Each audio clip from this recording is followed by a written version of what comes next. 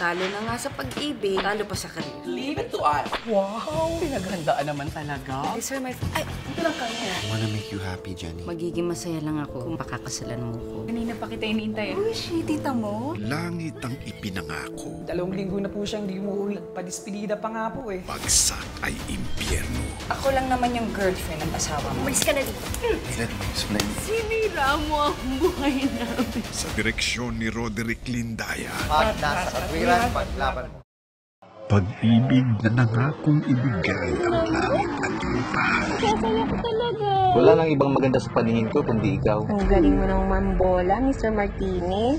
Isa palang malaking kasinungalingan. May pagtatakot sana ako sa iyo. Sa huli, kapahamakan pala ang kahantungan. Hindi namin inaasahan na ganun po yung mangyayari sa kanya. Dinudurong yung puso ko. Soko, Sabado, alas 4. Ngayong gabi po ay kasama natin ang Filipino champions.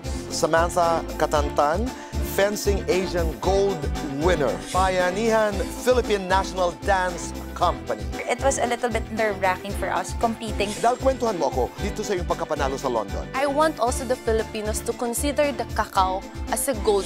The Pilipinas Ultimate Frisbee Team.